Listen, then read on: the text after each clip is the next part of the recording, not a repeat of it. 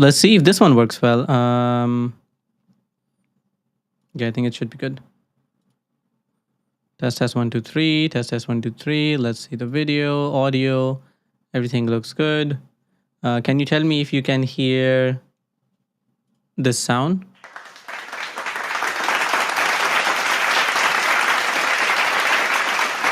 All right, I'm gonna delete the ones that I created before, so we have a better one. Let's remove that one. Setting this one as well. Yeah, I think this should be good. So it seems like Restream.io has introduced some interesting features that I don't really want to have. But how's everyone doing? Let's see. I'm gonna also delete the previous stream from the page. That was the one. Let's remove that.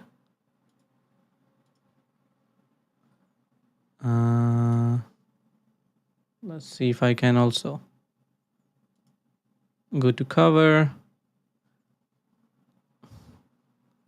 Let's see, let's go to demo. Give me 1 second. Screen. Dark screen. You go with that one. So we have this one right. We should also remove from LinkedIn as well.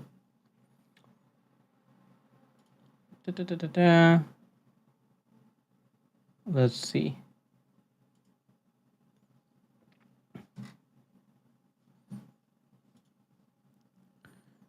Krishna Rajput says, hello, sir. I am from India. Hello, Krishna. How's it going?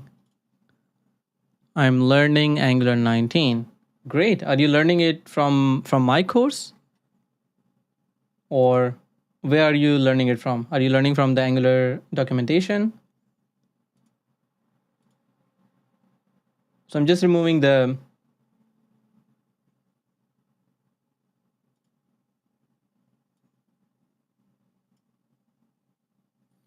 okay. So I'm just looking into a couple of things.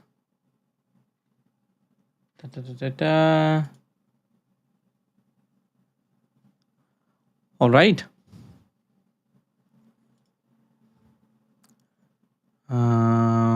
Let's go with, in this one, we just go with the, and basically remove this guy. Don't really want that. And we'll go with the cover. All right, how's it going? How are you, everyone? How's your weekend going? What are you working with?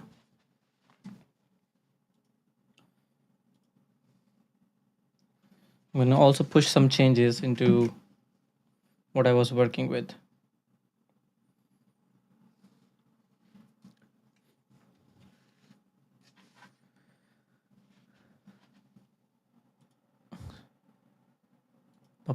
By the way, did you guys get a chance to look into the video, the agentic, not agentic, but building the agents, the AI agent in a couple of minutes, the birthday wishes agent?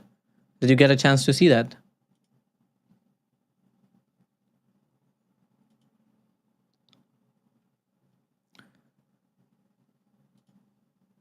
Samir Ahmad says, hello, listen, bye. Hello, Samir. How's it going? How are you? I'm good. Thank you. Thank you for asking. What are you working with? And by the way, I was talking about this particular video. I can share the link in the chat, but I can also maybe share as well.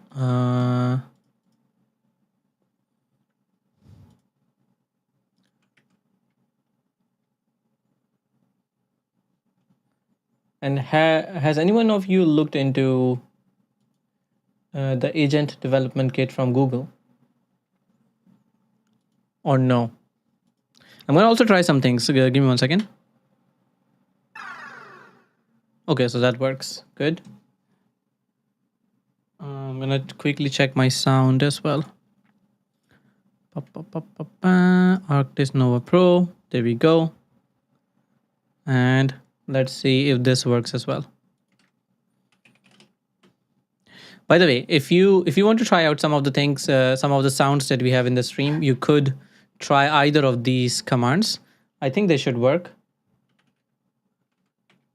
And if you don't know, we built a desktop application like this. We probably should call it something other than Hello World, but this is a soundboard application. So if you're doing a live stream with Restream.io, the software that I'm using, you have the possibility of creating some commands and then playing some specific sounds, or to trigger some hotkeys. For example, here we have Control Alt 3 that triggers the pfft sound, and if I show it to you, this is configured in voice mode. So there are different things that maybe I don't know. Maybe I should write an article on this. But ideally, when you send a chat message that is this particular command, let's say !PFFT, then it triggers this Control Alt.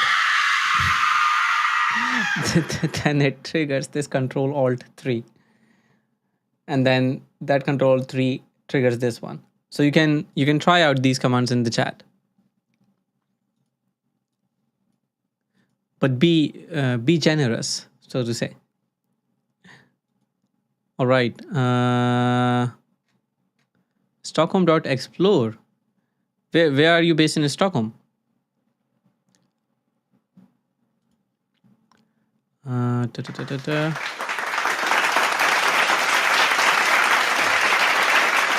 Thank you. I'm working on a website development. What kind of website is it? Hopeful River says, finally catch you. Yes, finally. Are you the one who was waiting for the Saturday stream? Wa alaikum assalam wa rahmatullahi wa barakatuh. All right. So this stream is obviously a sort of community meetup / theme. So what I would want to do is we can perhaps discuss the projects that you're working with. Any questions that you have that I can help with in general, or if you need like a second pair of eyes, so to say, on the things that you're working with. And then also we can discuss some possibilities of some AI agents that you think could work. So I want to get some ideas from you for the videos that I'm going to be publishing later on. I have some ideas, but I think it would be more interesting to see from your perspective what we could build and what kind of AI agents we would be interesting for you to look into. And then I'm obviously going to be I want to implement like a front end and back end application with AI agents, and I want to go with the Google Agent Development Kit to see what we can do. But I also want to use these vibe coding tools like Lovable, etc., to see what's possible. So I want to discuss. So there are two things. I want to discuss some ideas, and I also want to help out with any questions that you have as well. Hopeful River says Masoom from LinkedIn. Yeah, I remember. Sami says it's an e-commerce website for interior designing product. Interesting. Is that a side project that you're working with, or is it part of your job, so to say? And for questions, etc., feel free to join the link in the chat, and I can bring you on, provided that you have your camera open, and you can and we can discuss the questions directly, like face to face, figuratively. So you should be able to see the link in the chat to join, and I can bring you on stage, and then we can discuss it.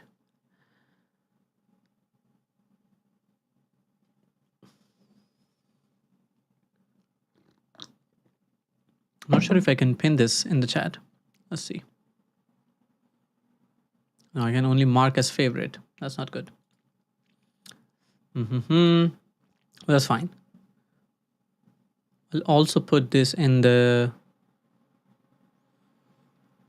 on the YouTube stream as well. Samir says it's from my client. Okay. Interesting. Nice. So again, we have the link in the chat if you want to join and ask questions directly. Siddharth says, I want to implement a website where it would contain a set of nodes that has an input and output connections similar to Langflow, etc. But it seems React has a package for these, but my project is in Angular. Is there some way where I can mix these two? Okay. So basically you want a flow diagram or a flow library, so to say. So that could do it. Maybe I can start looking, have a look and see if we can find something like that. I'm gonna open a tab so I don't have my other 500 tabs in the way.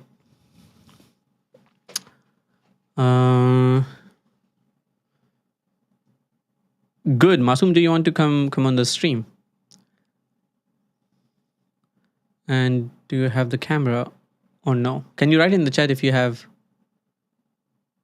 your camera and you can open it? But we can have a look in the meantime for this as well. So you said Angular flow connector library. I think, yeah, Go.js could be something. There should be a wrapper for there should be a wrapper for this in Angular. Synergy code, Go.js and Angular. Let's see if this is Angular JS or Angular. This seems to be Angular.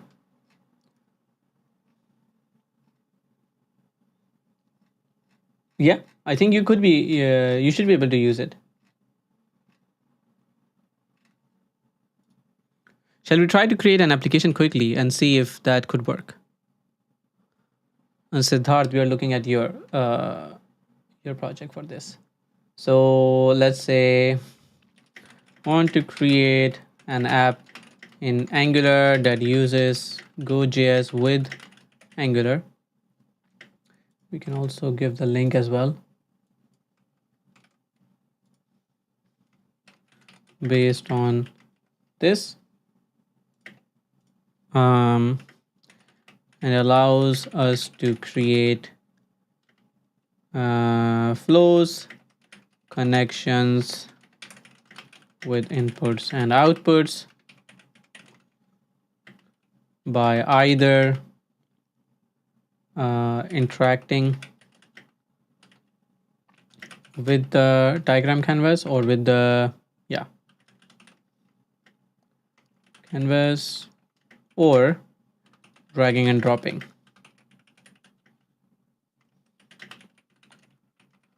Shall we see what this comes up? Angular. Nope, that was not good. But we can see if this could be built. Sorry, I'm also looking into the chat as well. Chat.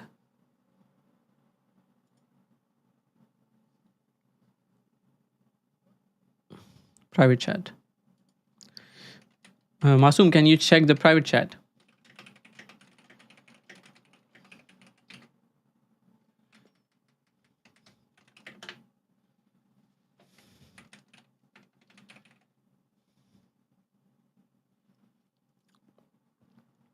So in the meantime, let's see if this can work. I'm going to remove this.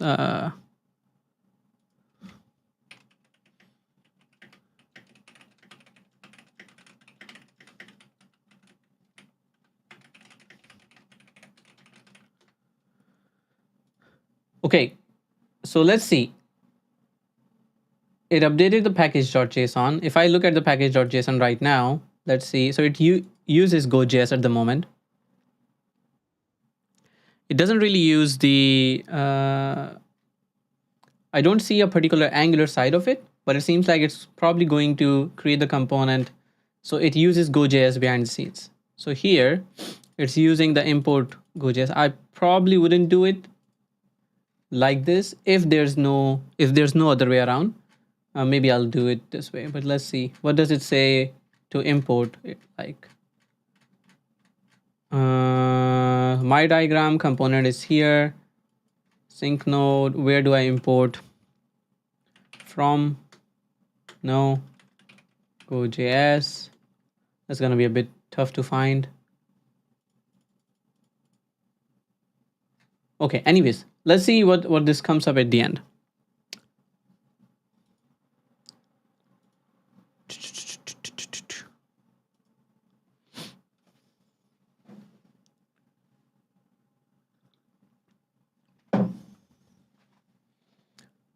I'm gonna quickly warm up my tea. So be right back.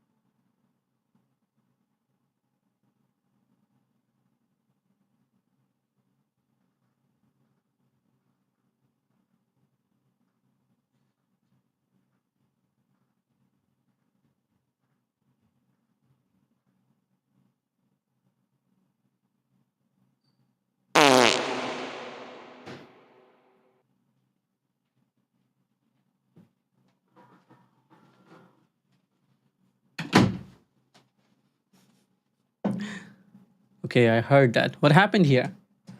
Problems detected. What was the problem? So could not run npm install, could not run npm start as well. Let's see if it can fix it. But I'll also open here. So command not found ng. What? You just need to install the Angular CLI globally. Yeah. So this is what you should be doing exactly. But it's figuring it out. So that's not too bad. Can you please pin the stream link on LinkedIn as well? I can try. Give me 1 second. I'm looking into it. Oi, oi, oi. For some reason, it seems like the messages that I send, it doesn't really send them on LinkedIn, right? That's interesting. Interestingly weird. Copy invitation link. And I'll also share this in the post as well. Aha, you see there's no link on LinkedIn. I can share. I can share.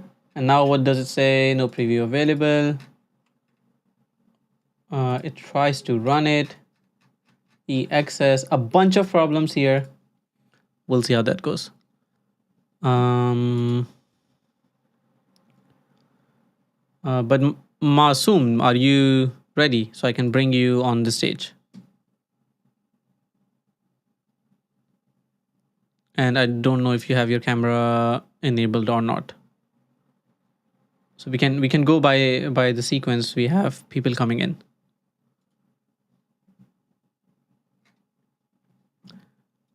And how do I pin this? No, I can't.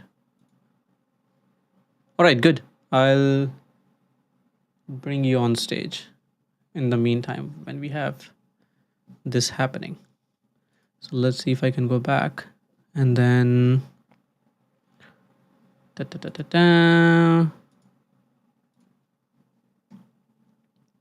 and I'll bring you as well.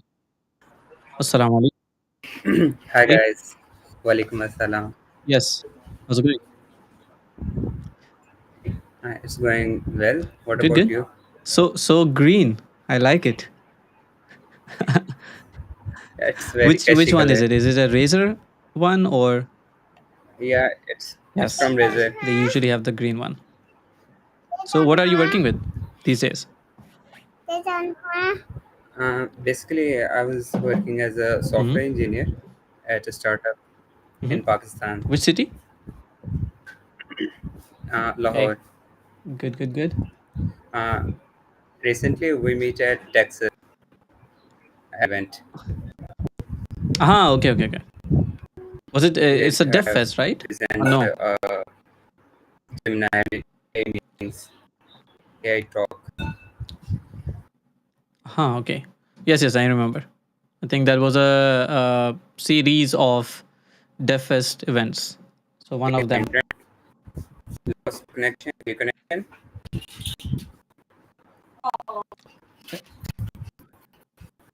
Yes, I can see there's a internet problem.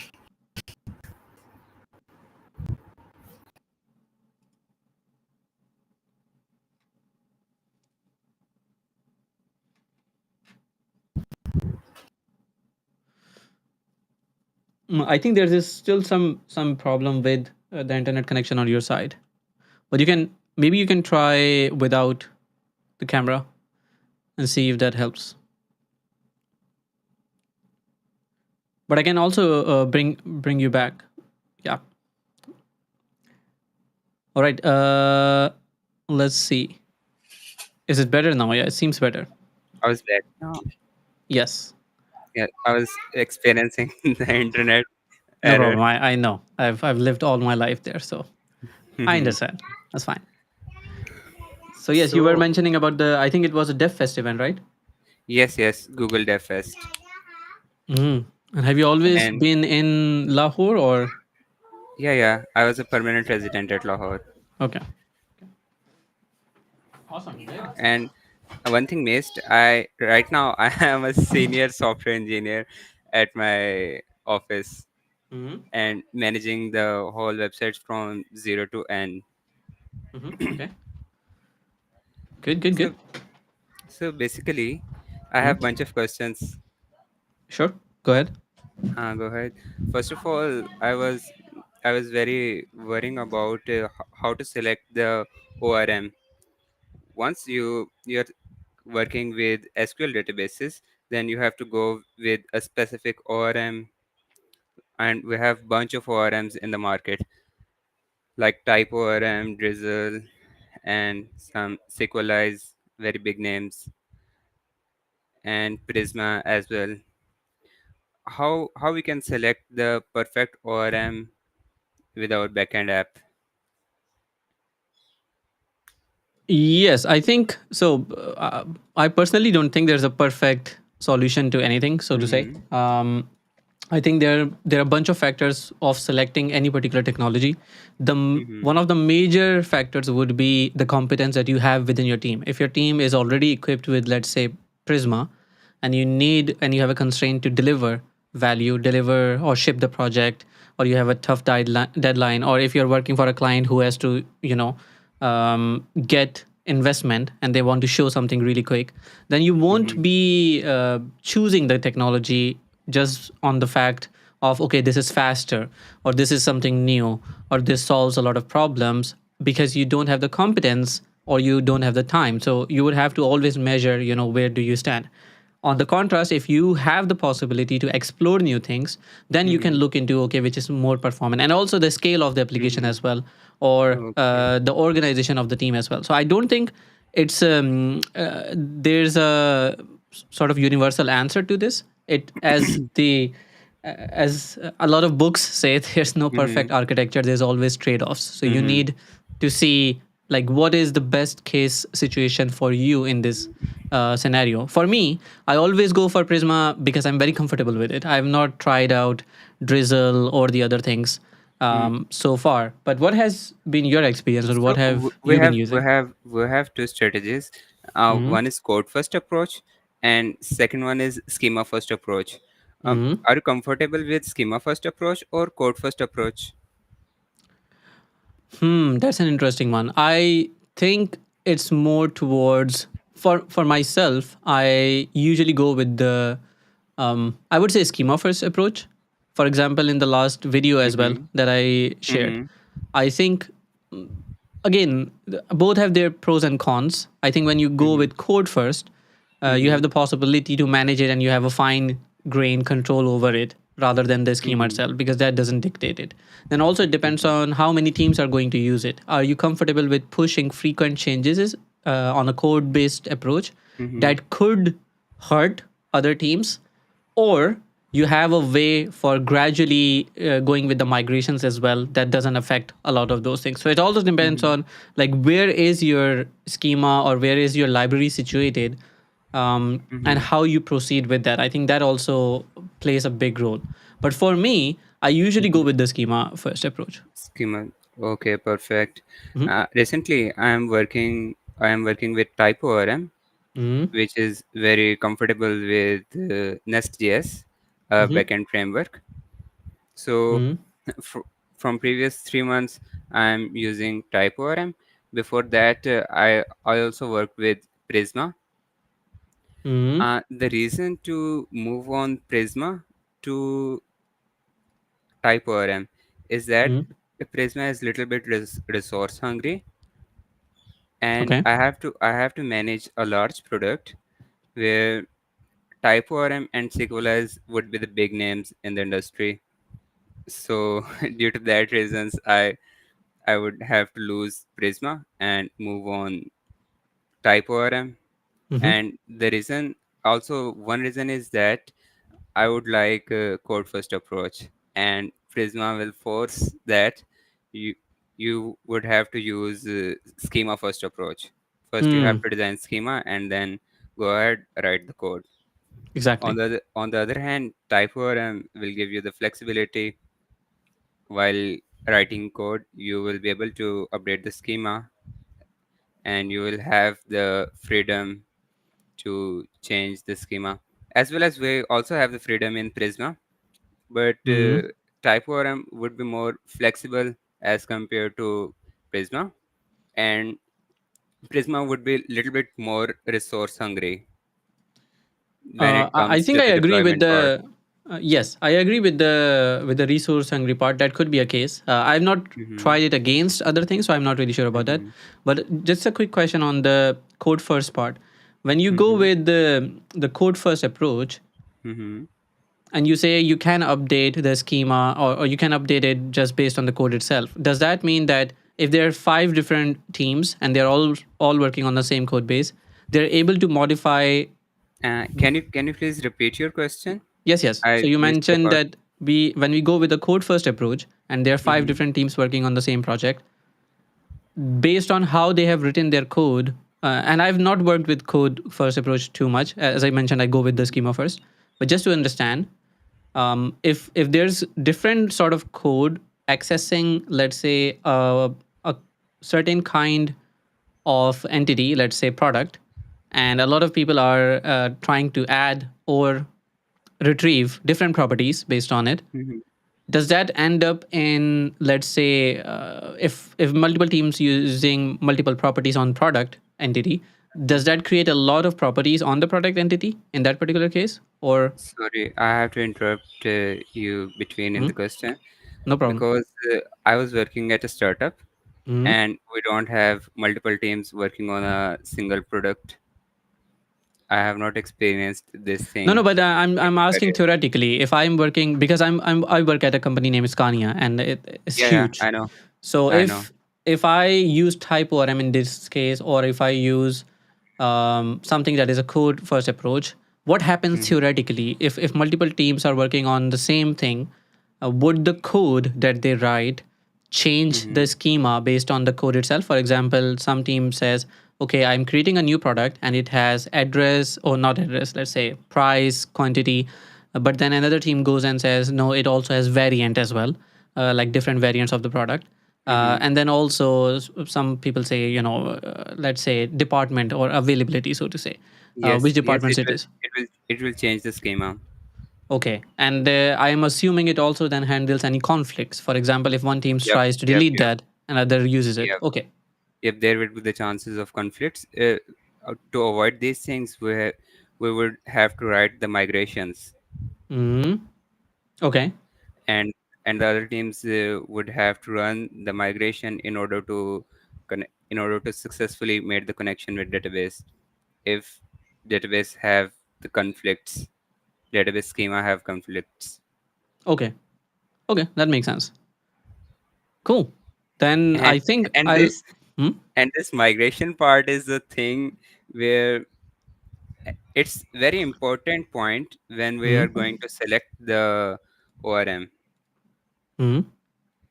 Some ORMs will not allow us to write the migrations, will not allow us the freedom to modifying the schema like how we want.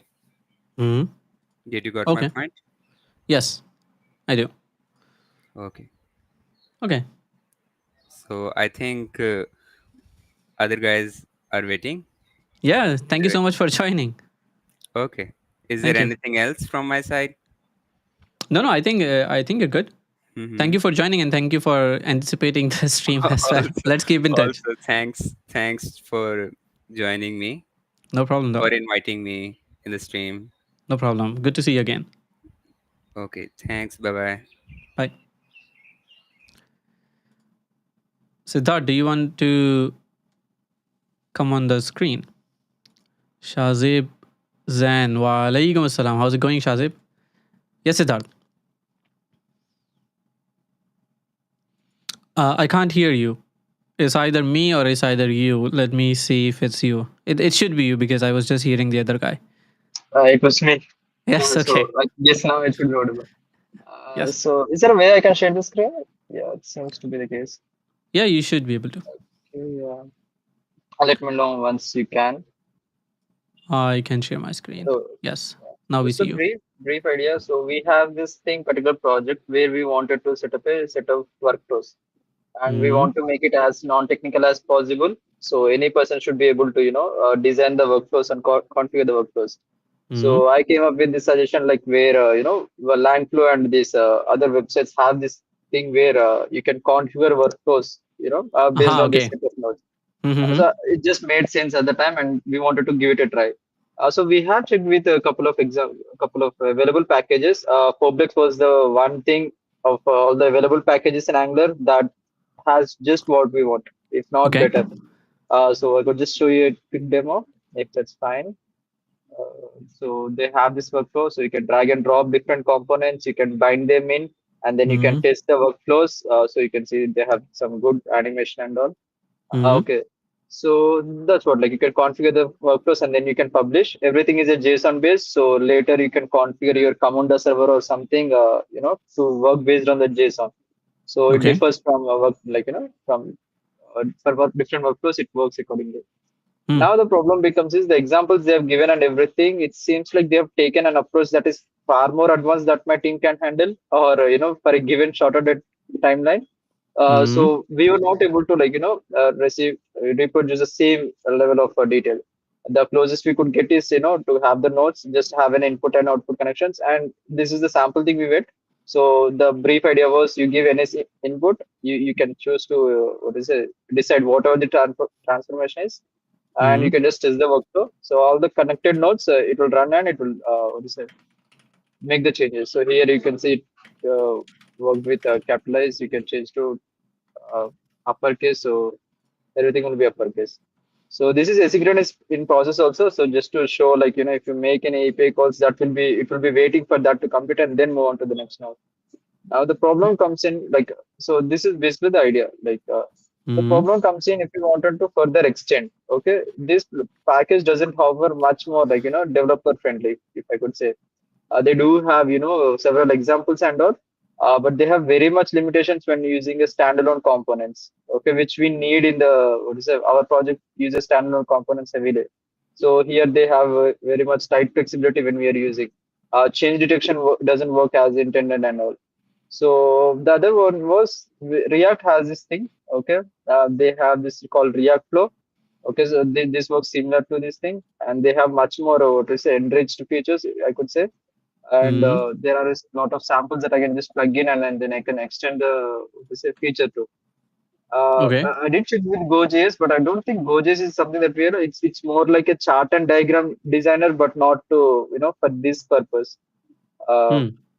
so there's that. So I was just having this idea. Is there a way, okay, where I can build the entire workflow from end to end, this entire frame, like this entire thing in React, but somehow I could embed this within my application. Is that possible, or Um, like maybe some?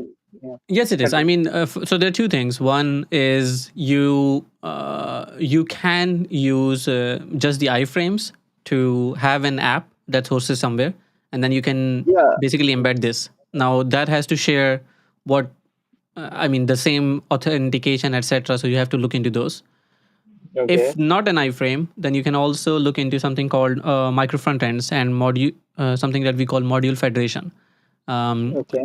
I'm assuming you're using. So, are you using Angular or NX or what are you using? Angular.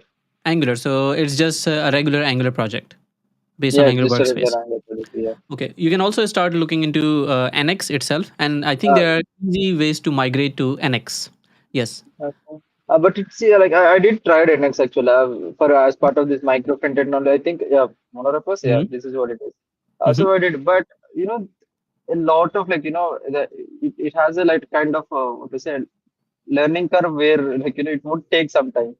We did consider this thing though. We wanted to split everything because the way we've seen that application is growing, we wanted to handle different parts of this thing as their own dedicated things. But now it becomes like we have to configure pipelines and everything for the most of the things to automate. Testing has to be doubled. So I mean, correct me if I'm wrong, but I think it would need more team to manage, to work with different parts. For every change in this thing, you have to have a testing end to end. You have to deploy these things in a particular, what's say, manner. So these things made us to rethink. Maybe Exactly, let's not go exactly. with that No, way you're absolutely right. When we add because. micro front ends, uh, then it becomes more difficult in terms of And, management and and also we being, deployment. and I'm Yeah, working in a startup, so you can get an idea. Like I they understand. wanted some sort of revenue or some byproduct to show immediately, and only then can they invest anything I further. would say then the So, easiest path for you is just to use an iframe. So just build an I, application with React and okay, then embed okay. the iframe in here. Will that work? I did give it a thought though, because we have this thing earlier. We were working with Markman. There is this package. So we Hmm. want Gantt chart, but at the same time, we wanted an open source one. So we went with Hmm. this thing, Gantt chart. So this works in iframe only. So, but the Hmm. problem here is the styling doesn't. So if we want to style these things, we cannot, because it being an iframe, like you don't have that flexibility. But are you talking about And this also, package or styling this package, or are you talking about what you will build in an iframe and styling that? so like just say, so what we thought, okay, Hmm. for Markman, at least for the Markman, we had a separate what is it, repo and everything. We used to build the Hmm. files. We used to embed this in iframe. I mean, deploy them and embed in iframe. We had some issues with security, like sanitization, so and so, Yeah. which somehow we figured it out. We were good. Now we Hmm. wanted this event emitters to be open, because I can't have the team to work on. I would say, let's just say, in our case, it would be React or this Hmm. language. This is in Vue.js, by the way. Okay. Markman is entirely open source code, and that's in Vue.js. But they Hmm. do have event emitters, so we transfer entire code to Angular. But we Hmm. wanted to not touch this most and only open, like what to say, create some sort of like interface, like where we have set of inputs and outputs. So in Hmm. our project, we were only dealing with inputs and outputs only. It's Hmm. like more like I'm using an iframe as a component only.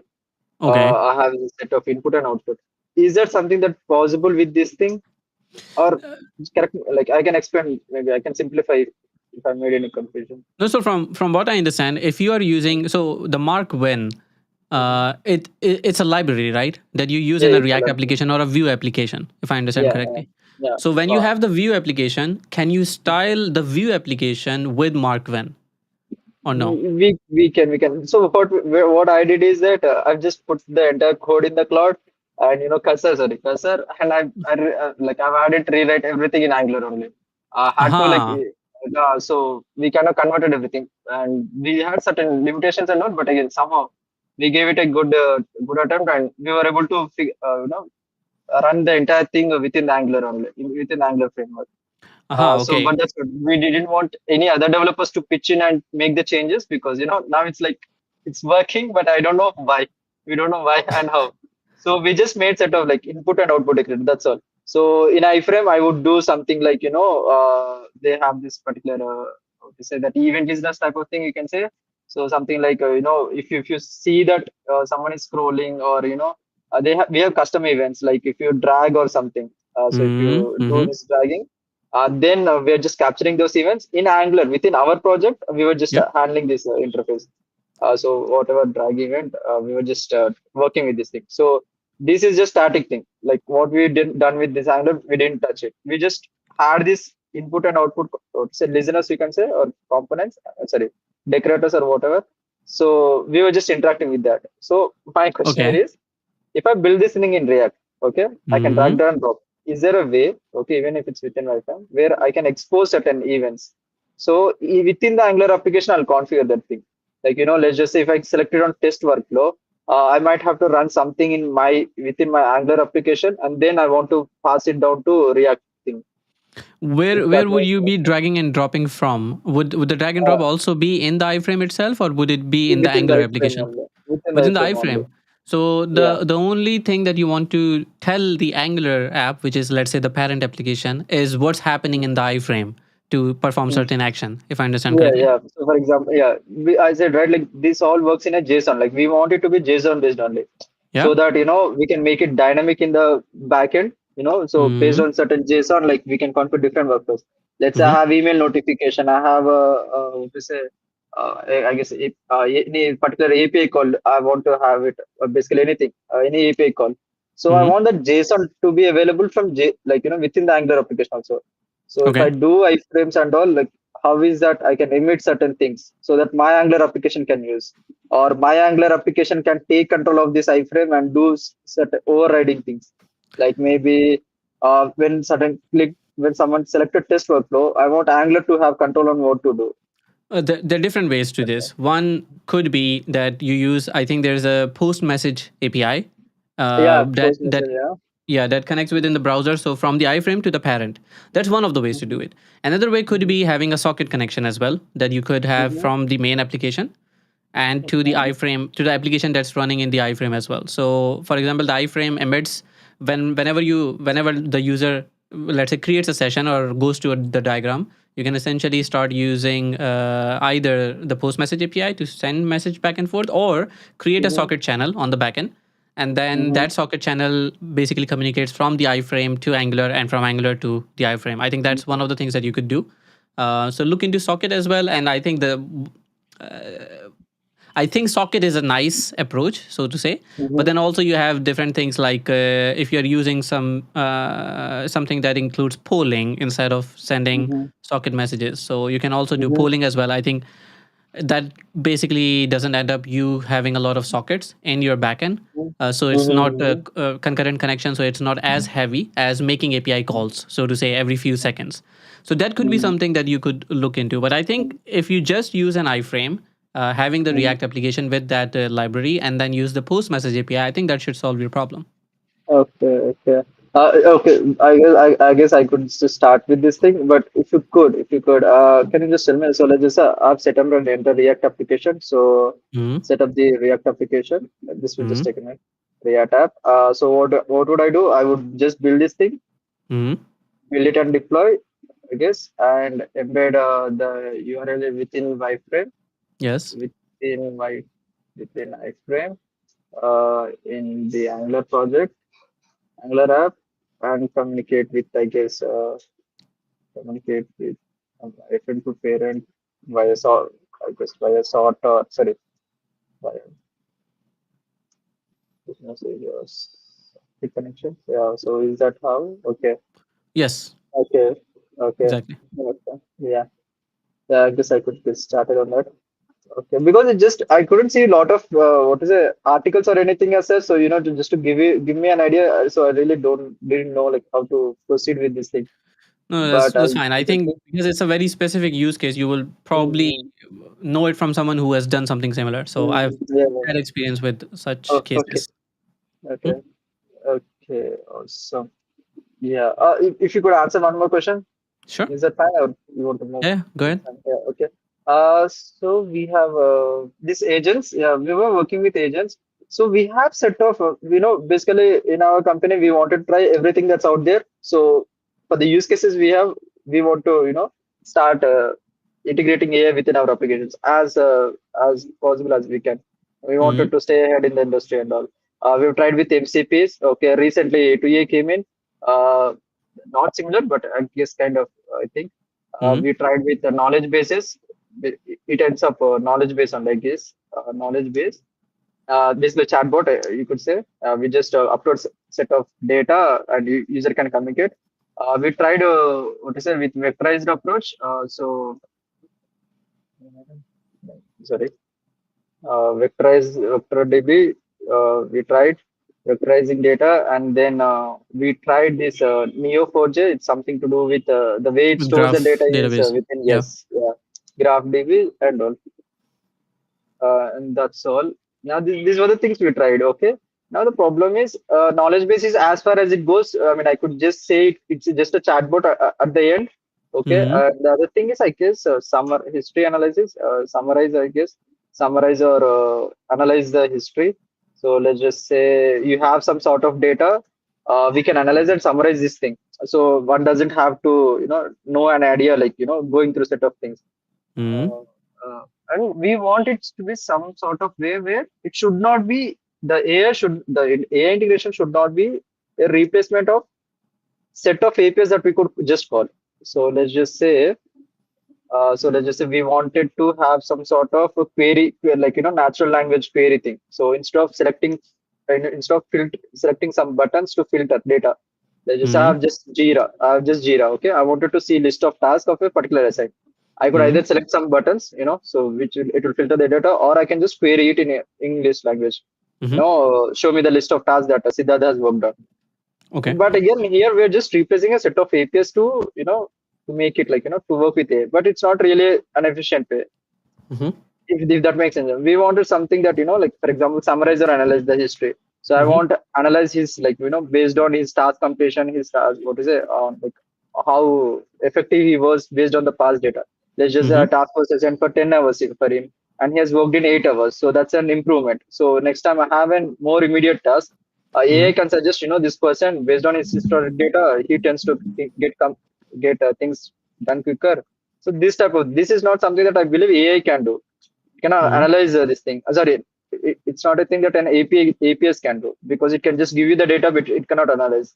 So we thought of this thing. So any other thing that we are missing out, you know, apart from these three things, where we can start, where it's a category of AI, I could say. The thing is, when you have mentioned like MCP A2A, that basically covers everything. So if there's going to Mm, be any, yeah, about that. So yeah, I had the same idea, but the mm, problem is MCP and A2A only works with agent supported frameworks like Claude, Windsor, I guess IDEs, and there are some open like some other some online websites where they support this thing.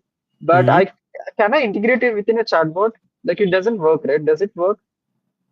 Like I'm because not really you sure can if just I know correctly, to be honest. yeah.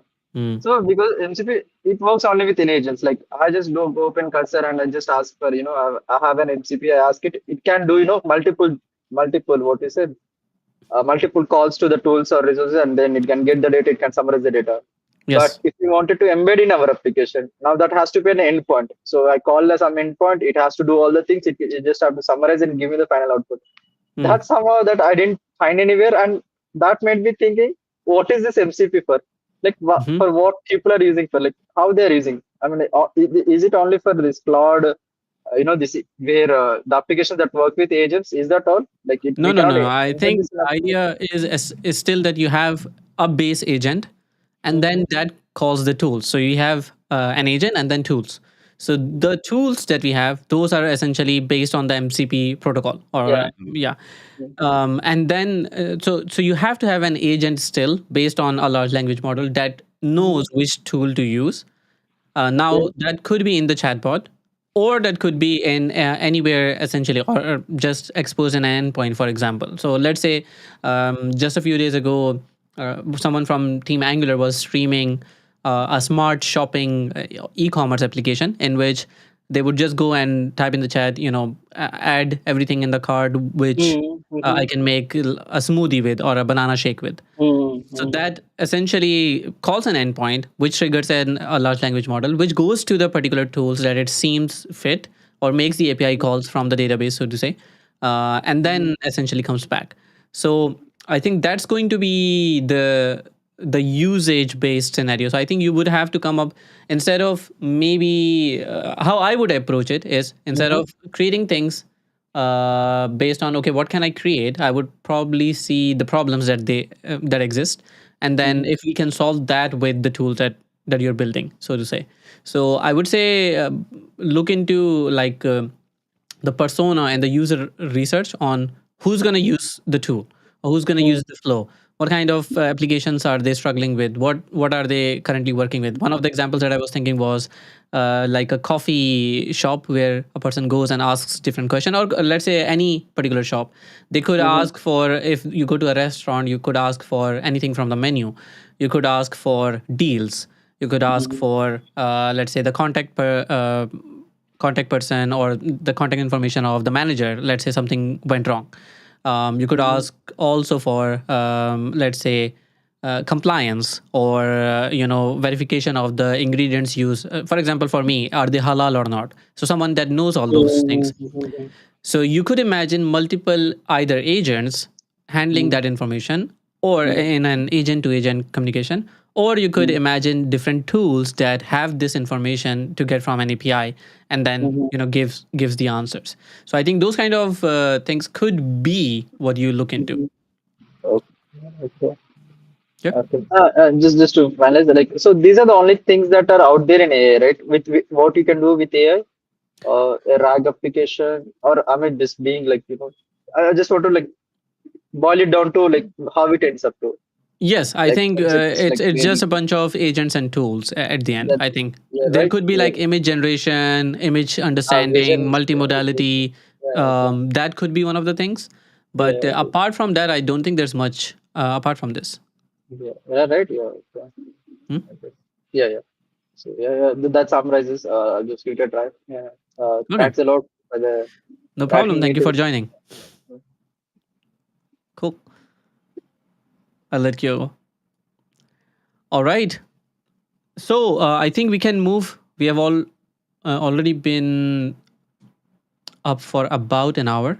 There was a message that I missed. Sorry about that. Stockholm.explore. What are the most strategic and accessible areas within the AI landscape that I should focus on learning to leverage my existing front end skills and capitalize on the strong job prospects?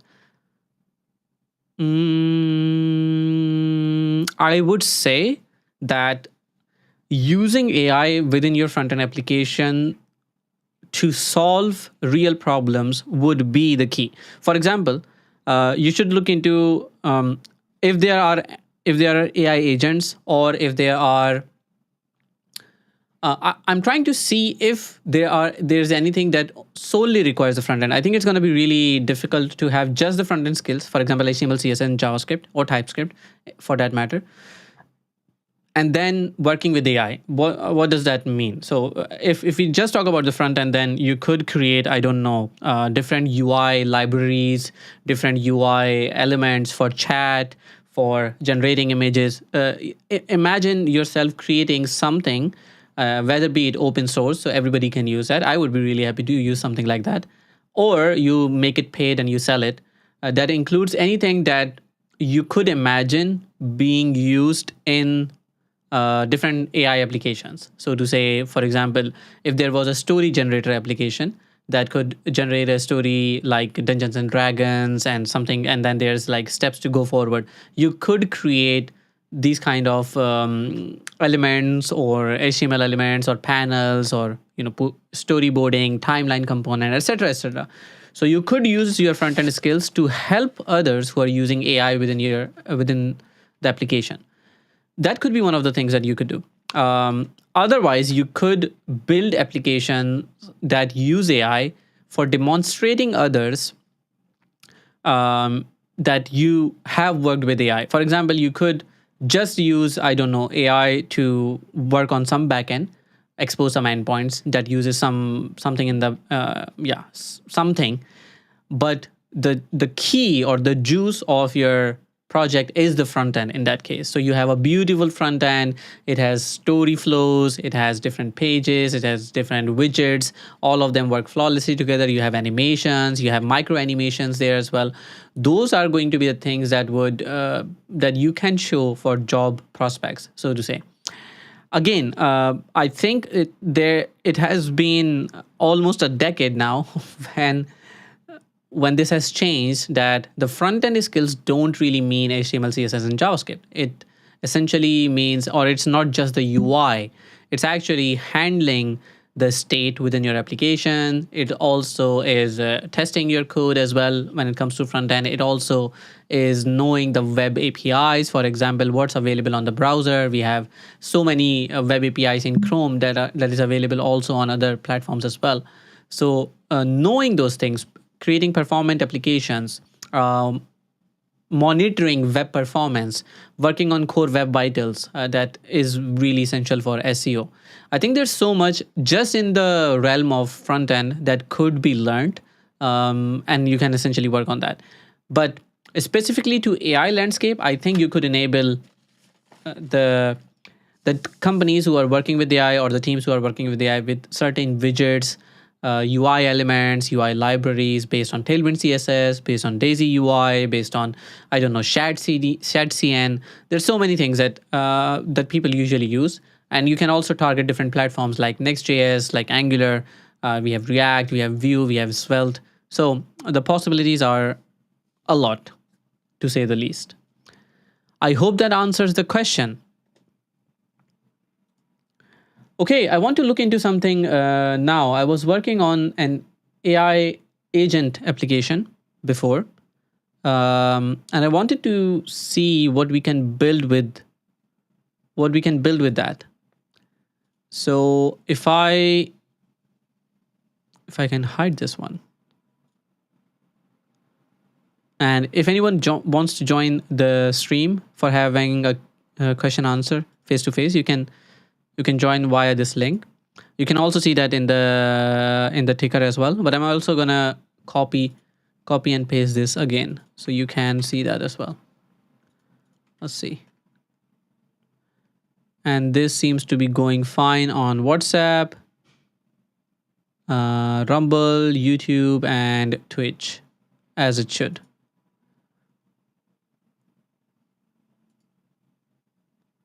We're gonna be live for, I think, I don't know, 18 more minutes to make it like 1 hour and 15 minutes. And then I have to go back to writing my book. Following up on the workflow bit I shared, how would you approach setting up dynamic workflows? Example, user submits a form, map fields to an API, call the API, handle response and email notification once the workflow is configured as a JSON. Why does it not show the whole thing? Okay, I can read from the side. So what's the next step? How should the backend process and execute the workflow? What's the tech stack that's needed?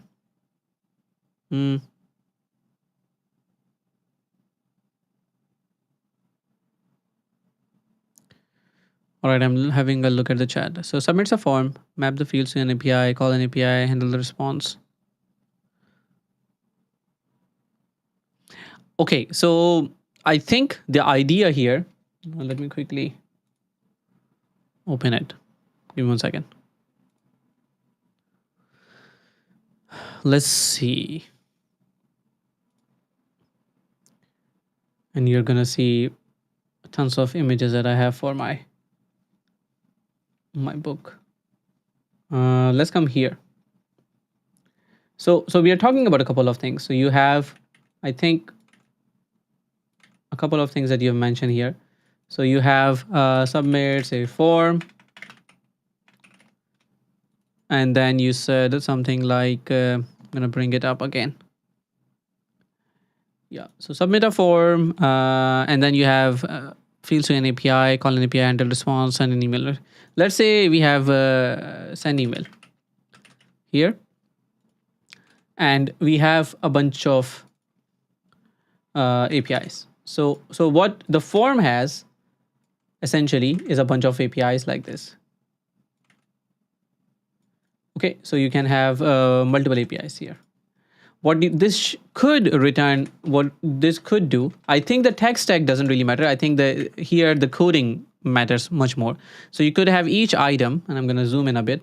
You could have here each item that has a couple of things. So you could have For example, API URL, or you can have API endpoint, so to say.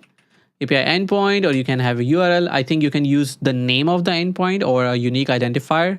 If you want to not use the URL because the URLs can change, you could go from version 1 to version 2. It would be rather you would have API endpoint as a unique identifier, so to say. So let's say the workflow is related to, I don't know, a blog post. So you could have a research or blog post research sort of endpoint. And you can also have something called the output key. You could say blog post, research, output, something like this, right? And you can then also provide information here. So params, and the params could have, let's say, keywords. And you could also have something like a query. Let's say,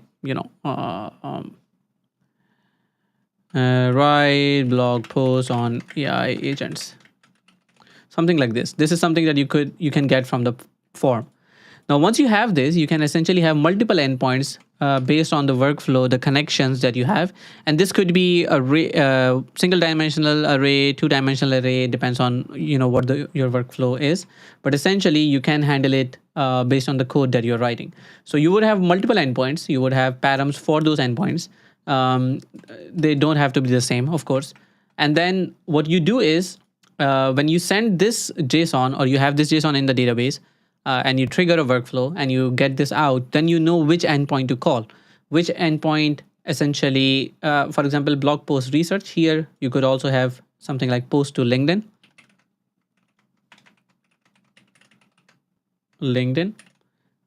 And here you can say LinkedIn post output. And here params, you can say post content. And here you can have, for example, HTML content for post, or you can just say content for post. It doesn't really matter. So in this particular case, when you are essentially having an input and an output and an endpoint, this is essentially what you need as a starting point. So you start with this, and then you call each endpoint. You take the output of each endpoint as well, and then you store these output in sort of a dictionary or some place in the memory, which can be accessed by other things as well. So I would say you could start looking into this with the workflow. So based on what has been submitted by the user, you essentially need this JSON. I hope that kind of makes sense. And then you send the email.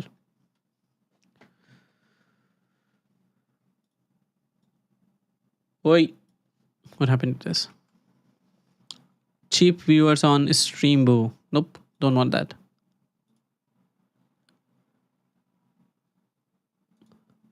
All right, so I hope that makes sense. And now I have to warm up my tea again.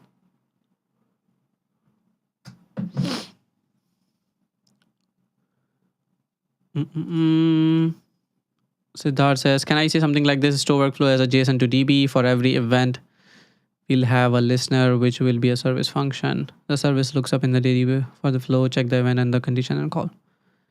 If you're going with a situation where each action emits a DB event, this needs to handle properly, because the thing is, if each of this, when you submit a form, you already have the whole JSON, or if you're not really. So let me try to understand what you said. Store the workflow as a JSON to DB. For every event, we'll have a listener, which will be a service function. The server looks up the DB for the workflow, check the event and the condition, and call. Yeah, I think that's safe to say. So you could use something like a Kafka, or I think there's also RabbitMQ for this. But yes, you could do that. The only thing that you may want to look into, and I think that's more towards the architectural paradigm to it, is ensuring that you have the flow complete, and you are handling the errors, or if you need to revert anything properly as well. For example, things like these usually happen in a transaction. So if something goes wrong in the middle, the transaction is never committed, so to say, or it's reverted. So if you have events, when you go into an event stream architecture, usually you have this problem where going back or tracing back is not easy. So if you do it, what I'm trying to say is that it's fairly easy to do this in a single function rather than doing it in a stream. While the stream makes it much robust and it doesn't cause the server too much overload, because you're going to be having like a stream of events coming in and they would be in a queue. So the queue is processed after some delay. So the server doesn't really get, too overloaded. While it's good, the tracing back is a problem in that case. And then you need to ensure that whenever there's an error, something goes wrong, how do we communicate that? When do we send the email, so to say? And if we send the email, are we sure that everything in the past has been done correctly, so to say? So usually in the architecture, there's something called an orchestrator that intermediates between like all these streams and sort of nodes that is going towards, even if it goes in the parallel or sequence. So I hope that makes sense. Siddharth says, by event, I mean user submitted the data, API call has been made, notification has been sent. Yeah, you can do that. But when you talk about API call has been made, then that means is that one API call being made, or two API calls being made, or three? So because you need to know when this API call is done, are we now looking at sending a message or not? For example, when you go to post to LinkedIn, are we sure that the blog post research was successful and it did not end up in, let's say, an error or a text, so to say? So those kind of things should be because the code of all these streams would be in different places. The error handling should be robust, so to say. But our case would be each workflow. It could be different workflows like different APIs, email notification could be any point or multiple emails. Exactly, yes. But as a starting point, what you're saying works basically. So you could listen to different events and go from there. So I hope that makes sense. All right, I think I'm going to actually move towards the ideas. So let me quickly go to this place and I can maybe go here. So we're looking at agent to agent or agent development kit. So I'm open to some ideas for the videos to come. Hopefully, let's see. And what we could have is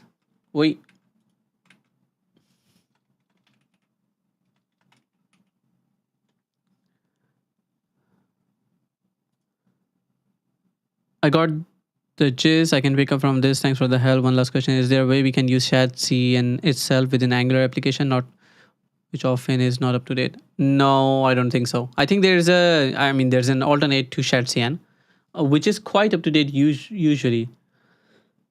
I think it was a Spartan UI or something, which is kind of ShadCN. I think it's usually quite up to date. Let's see. I may be wrong. 2 weeks ago, so that's not too bad. 5 months, 2 weeks, 10 hours ago, not too bad. Nightly release. So this is quite not too many issues. I think 45 is decent enough for open source one, and about 2,000 stars. So maybe you can use this one. I can share the link in the chat as well. No problem. Happy to help.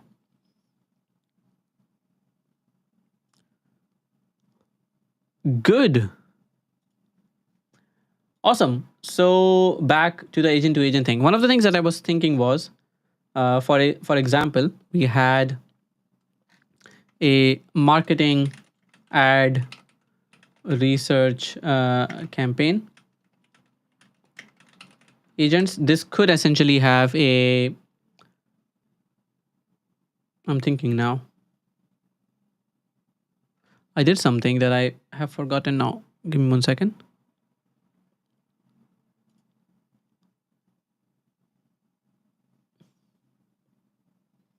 I'm glad we are not really showing any API keys. Good. Let's close this guy. Let's open. Actually, I'm gonna open it in the different one. Give me 1 second. Where is it? Maybe I don't have that in my, or I have not published it yet. That's not good. Let's see if I can. Let's see if I can join it from my laptop. Give me 1 second.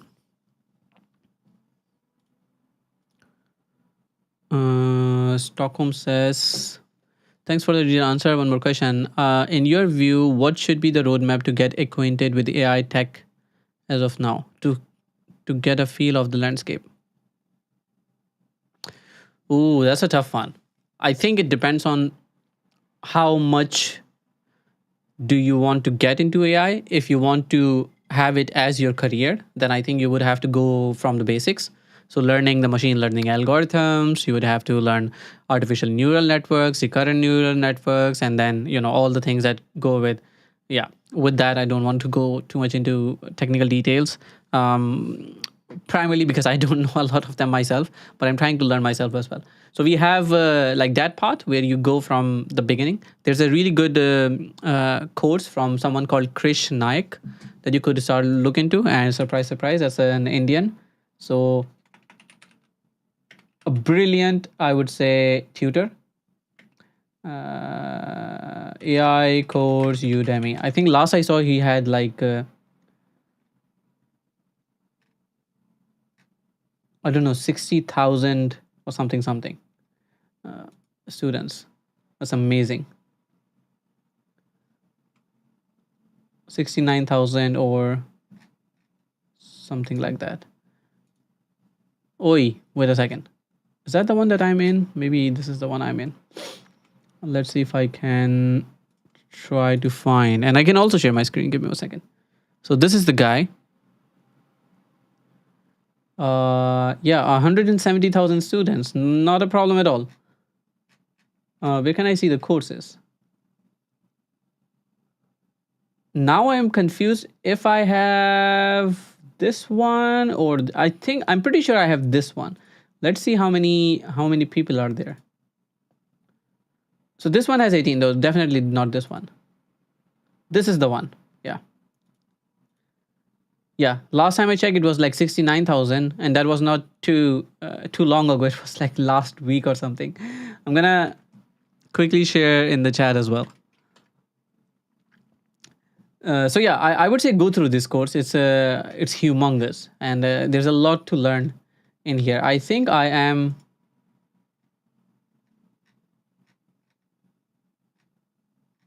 I don't know where I am in this one, or if it is the right one. No, it's not actually the right one. Ignore the one that I showed. Show more. Mathematics complete. Da, da, da, da, da. No.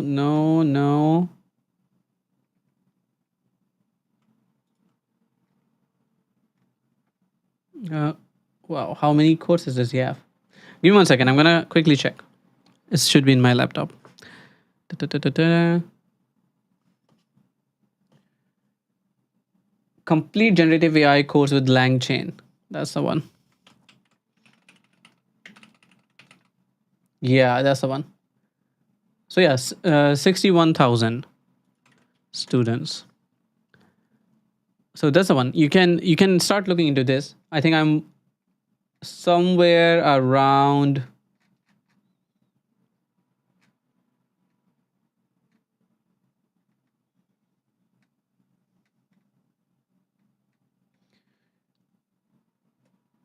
here, I think. Yes. Streamlit, blah, blah, blah. And I think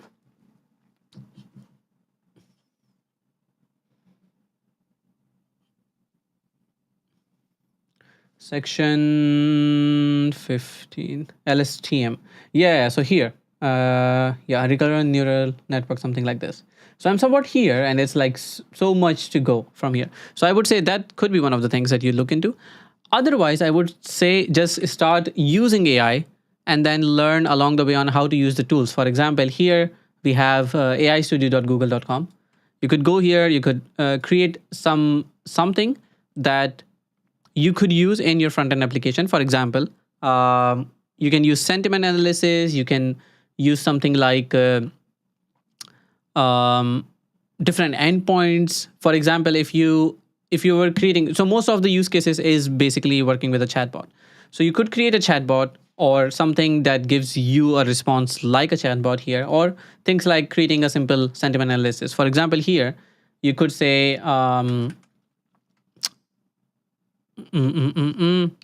you could use something like a structured output, and you could add properties here. For example, here you could say I'm using an enum, and I'm saying I want to decide based on the text that I'm providing, who should I consult for my problem. And when I talk about that, it could be a lawyer, it could be a doctor, it could be, I don't know, football coach, etc. Right? So here we could say profession, or we can say consultant type, let's say. And here we have something, we can say football coach, right? We could have, I can say lawyer. We could say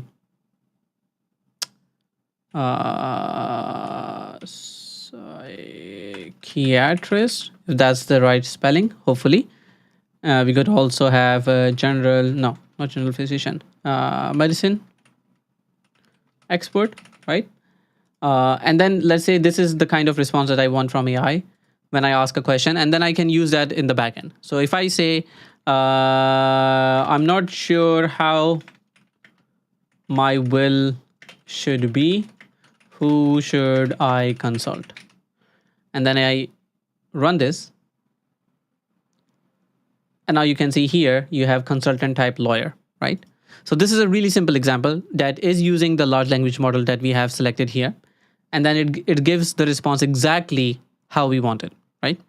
Similarly, if I say, I'm pretty bad at dribbling, the ball doesn't stick to my legs.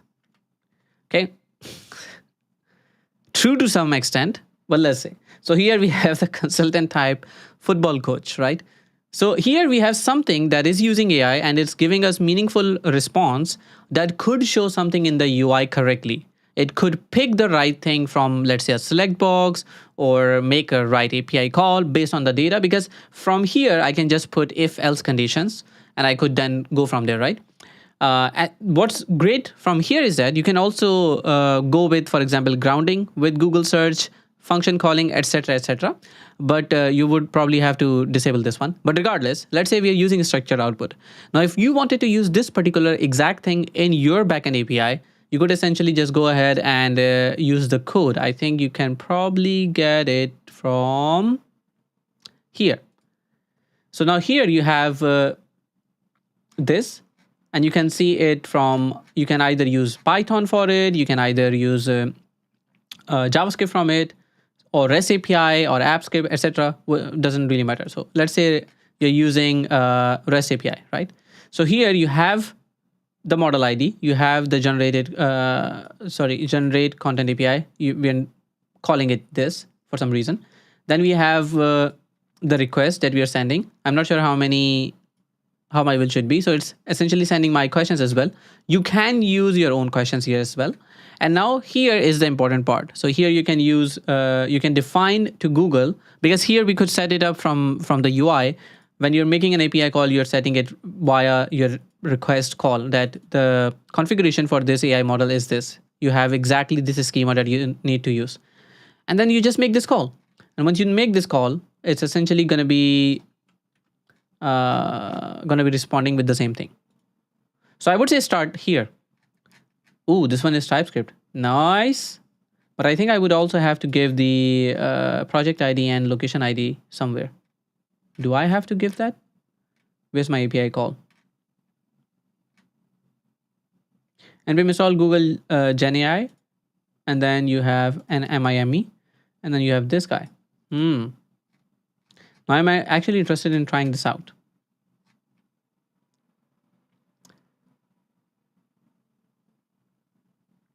Identify the core need, user advice, creating a will.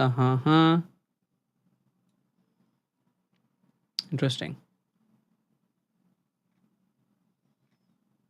Interesting. Is this generated as a okay?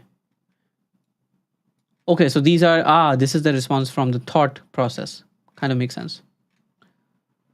Da, da, da, da, da. Yeah, but I think you get the idea. So that is what you could start with.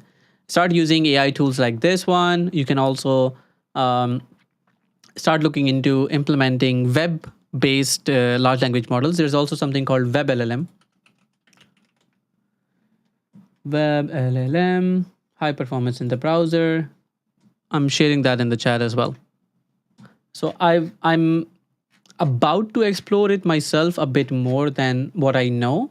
But the idea here is you can use the models from Hugging Face, etc., into your browser code, and you can create intelligent experiences, so to say.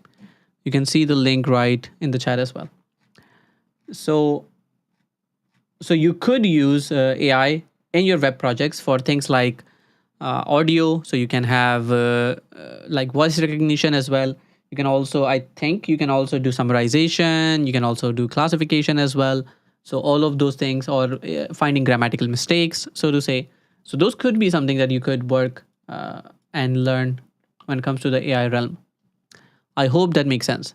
And that actually shows me that we are actually over time. So what I'm going to do now is I'm going to leave, and we'll meet again next week, inshallah. And until then, let's hope that our week goes good and the code we write has less bugs and has more efficiency, so to say, and we stay productive, and at the end of the days we are happy with what we have done. With that said, as always, happy coding. Thank you so much for joining, and don't forget to give the like to the video that you have seen. And if there's anything special or specific that you want me to create videos about or articles about, please feel free to ask them in the chat or in the comments as well. And one more thing is you could also look into the newsletter if you have not subscribed to the yet. I'm gonna quickly type it in the chat. It's easy. It's blog.codewithahsan.dev. So if you have not subscribed to it yet, you can see that in the chat here. And I'm constantly publishing articles there as well, keeping you up to date with anything that goes along AI, that goes along Angular, so to say. And this is how it looks at the moment. So for example, building an AI agent, this was sent just yesterday, I think. And then we have the native observables. We have a lot of community perks as well, which is posts that are just community specific. So if you subscribe to the newsletter, you essentially can see this as well. And there are a lot of partnerships that are also coming pretty soon when it comes to web, Angular, and a bit of AI as well.